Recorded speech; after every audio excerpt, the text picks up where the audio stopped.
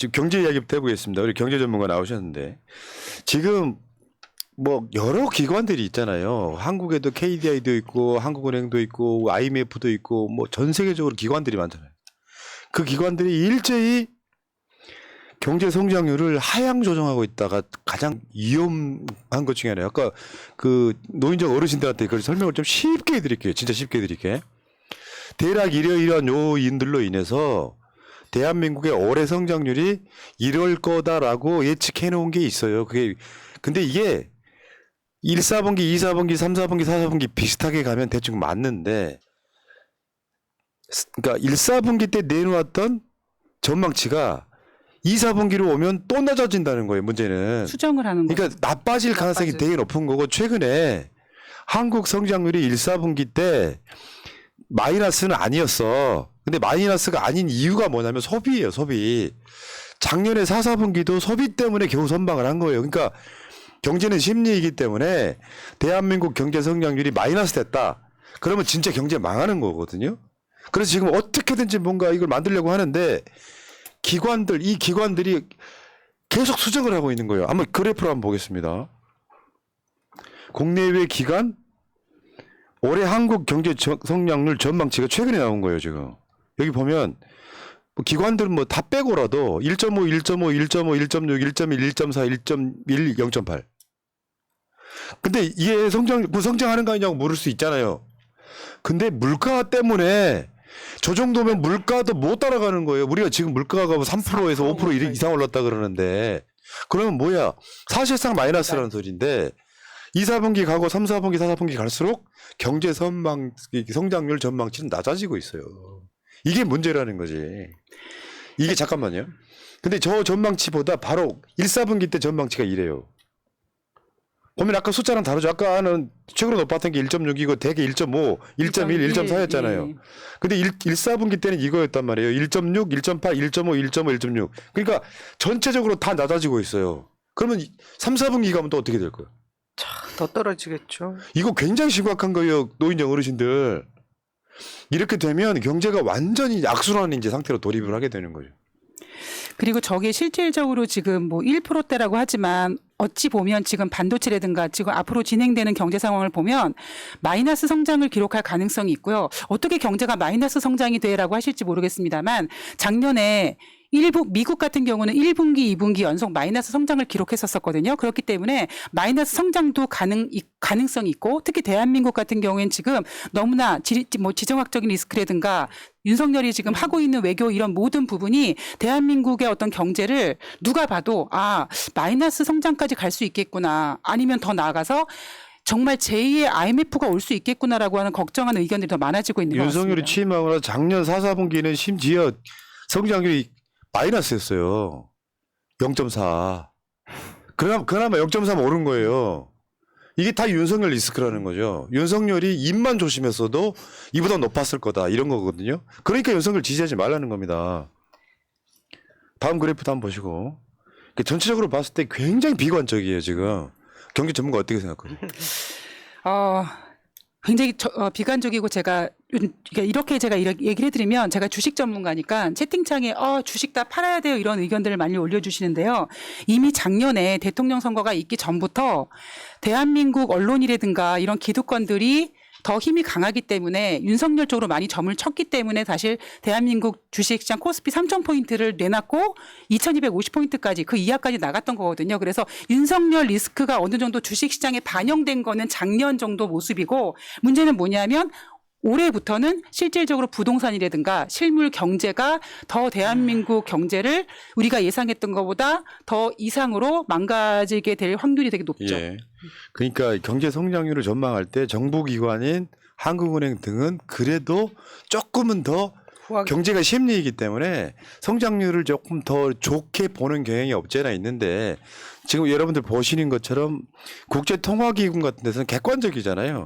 이게 계속 떨어지고 있는 거예요, 지금.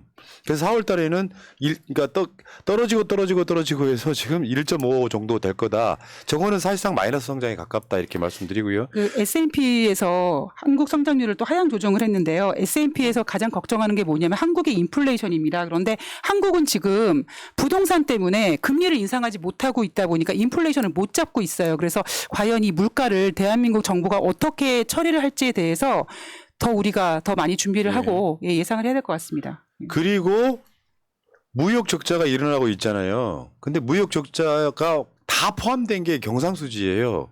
서비스, 저작권 뭐 어쨌건 한국 사람들이 뭘 통해서든 벌어들이는 걸 다 합친 게 경상수지인데 저것도 한번 보십시오. 그러니까 무역, 경상수지 모든 전망치 딱 하나 이번에 그나마 마이너스가 안 된 이유가 아까 말씀드린 것처럼 국민들 소비 정도만 남아 있는 거라서. 근데 문제는 한국 경제엔 손 놓고 있잖아요. 이자들도 방법이 딱히 없어요. 저번에 경제 어떻게 좋아질 거냐 했더니 추경호 한 말이 중국의 리오프닝 이야기를 했었단 말이에요. 근데 리오프닝 했는데 어떤 효과도 없이 오히려 한국 반도체만 수입을 안 해가고 있는 상태. 그러니까 반도체가 빠져서 무역 적자가 나는 게 아니고 윤석열 리스크 때문에 무역 적자가 나는 거를 언론들은 말하지 않고 있는 거예요.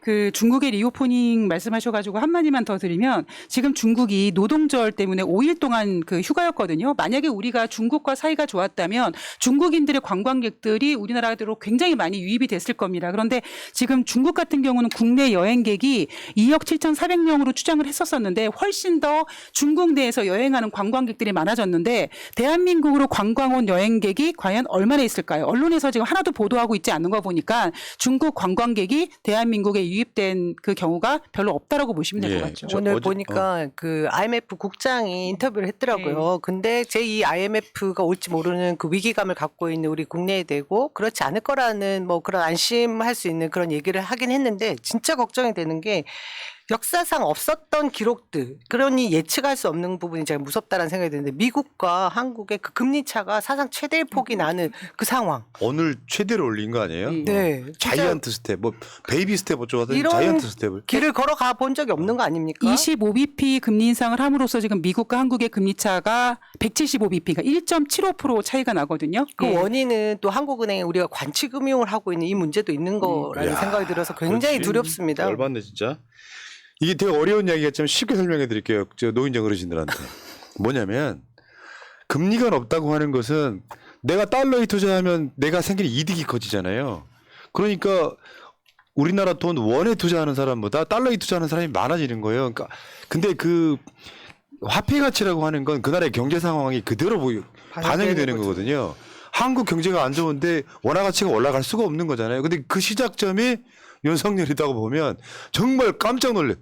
그러니까 한국 경제에는 손 놓고 있으면서 지금 원래 저 세계 돌아다니면서 일본한테 특히 미국한테는 133조를 퍼주는 그래놓고 집구석 돌아오는데 집구석은 망해 있는 거야. 딱 이 상태라고 보시면 될 것 같고요. 가장 큰 문제는 원칙적으로 미국에 퍼준 건 아주 세 발의 피라고 저는 생각해요. 낙수 효과. 낙수 효과는 선진국들이 다 버린 거예요.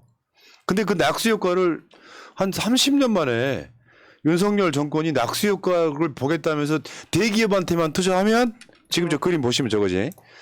투자하면 밑으로 쫙 그게 혜택이 돌아간다라고 하지만 실제로 낙수 효과는 해먹는 놈들이 그릇이 너무 커가지고 낙수 효과가 거의 없는 거예요. 그리고 경제가 안 좋을 거라고 예상하면은 대기업에서 돈을 절대 풀지 않죠. 투자나 이런 걸 하지 않죠. 그러니까 저는 이번에 윤석열한테 가장 분노하는 부분이 뭐냐면 너무 미국에게 잘 보이기 위해서 중국을 등지다 보니까 지금 전 세계 경제 성장률 중에 가장 높게 예상치가 나오는 곳이 중국입니다. 올해 중국의 경제 성장률이 5.5%예요. 그런 정말 좋은 시장을 우리가 놓치고 있는 거예요. 그러니까 중국이 5.5%가 예상되면 한국이 거기다가 빨대 숟가락을 꽂아서 얹어서 지금까지 빨대 꽂아서 빨아먹었던 거거든. 근데 그 중국을 윤석열이 선제적으로 타격한 거잖아요. 우리 중국의 시대는 끝났어. 그런데 진짜로 끝나버리네. 그래갖고 그냥 조용히 있던가. 문정부 때 그 중국하고 친하게 지내면서 남은 게 뭐 있냐 얘기하는데 실제로 21년도에 어쨌습니까? 대중국 무역 흑자가 거의 600억 불이었어요. IMF 대한민국 때- 경제를 다 먹여 살렸던 겁니다. IMF 이후에 이제 코로나가 있어서 전 세계가 경제가 침체됐을 때 대한민국이 사실상 세계 1위였단 말이에요. 그게 문재인 정부 때예요. 어르신 아셨어요? 근데 문제는 아까 낙수효과 이야기도 있지만 얘네들 전 총체로 다 틀려먹었어. 추경호는 내가 봤을 때 냉동인간 같은 그 추경호가 윤석열을 끌고 간단 말이에요. 진짜 중요한 게 뭔지 아세요? 세금. 앞으로 나라라고 하는 게 미래를 내다보면서 가야 되잖아요. 그러니까 기후정의, 사회 안전망 강화 여기에는 아예 무능해갖고 돈 안 쓰겠다는 기조를 계속 유지하고 있으면서 그거를 국민들을 속이기 위해서 진짜로 가난한 사람들한테 두텁게 지원해 주지 이 대가리만 갖고 있는 거예요. 그냥 간단하게 쉽게 생각합시다. 성장률을 올리고 내수 살리려면 어려운 서민들한테 그냥 재난지원금 같은 거 한번 풀어요. 그렇게 해서 선순환을 시켜야지. 그러면 편의점 사장님도 알바를 한 명 더 쓸 수 있는 거예요. 근데 지금 뭐예요? 경제가 어려우니까 최저임금 안 올리겠다 그러고 최저임금 안 올리면 최저임금 올리면은 뭐 편의점 사장님들이 알바를 덜 쓰겠다 그러고 악순환이 돼버리면 경제는 침체 늪에 빠질 수밖에 없는 건데 미래에 대한 어떤 절대적인 그런 것도 없고 또 더 큰 문제가 부자 감세. 이번에 지금 보도 보셨겠지만 부자 감세를 주로 하다 보니까 세수가 엄청 부족해진 거예요. 20조 이상 네. 헛손이 아, 진짜. 됩니다. 이 전 세계 기조가 완전히 역행하는 거거든요. 부자들 세금 깎아주느라고 세금이 부족하면 그 세금 세를 부족한 것 내야지. 때문에 복지가 또 떨어진다. 그러니까 악순환이 되는 거예요. 정부가 돈을 안 쓰면 서민들이 돈을 쓰는 게 아니고 정부가 돈을 안 쓰면 서민들은 돈을 더 안 쓰고 그러니까 내수가 망하면서 경제 내수의 웬만한 자영업자 뭐 이런 분들 영세 사업자 이런 분들은 거의 나가 떨어지는 상태. 식당들 요즘에 최근에 아마 어르신들 동네 멀리 나가 보시면은 식당들 문 닫는 곳이 굉장히 많을 거예요. 그럴 때 쏟아 부어야지.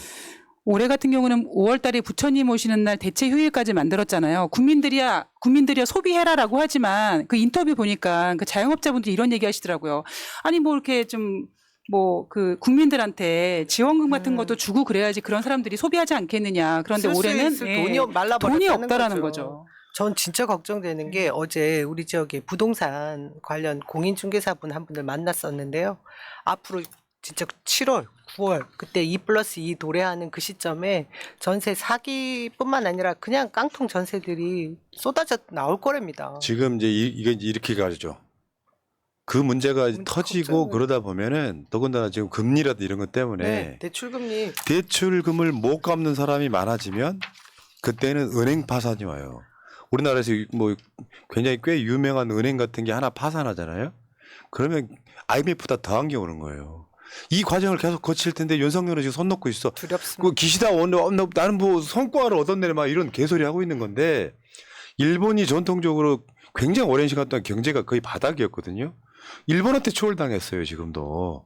일본한테 성장률 추월당했고 이제 국민 총생산은 대만한테 20년 만에 추월당했고요. 도대체 뭐 하는 겁니까? 그러다 보니까 서민들한테 고스란히 돌아가는데 본인이 부자도 아니신 어르신이 노인정에 앉아 계시면서 윤석열 칭찬하는 건 도대체 있을 수 없는 일이다. 그 손해가 나한테 오는 거예요. 솔직히 말씀드리면 어르신 여러분들의 선택이 자녀들뿐만 아니라 본인들한테까지 지금 피해가 가고 있다는 사실을 깨달으셔야 되는 거예요. 그리고 정부가 해야 될 일을 서민한테 미루니까 에너지 요금 소위 말하면 가스비 폭탄 같은 일이 발생하는데 지금 5월달 됐더니 날씨가 더워졌죠. 다음 6월 달부터는 사실상 에어컨 틀어야 될 거예요. 웬만하면은 밤에는 안 틀더라도. 그럼 7월, 8월 가면은 가스비보다 더한 전기세. 전기 요금 폭탄이 나오는 거예요. 어떻게 하실 거냐고. 그럴 때 정부가 부자들한테 세금을 많이 걷어가지고 세수가 충분하면 그 전기료나 가스비 같은 걸로 오는 그 폭탄을 정부가 막아줘야지.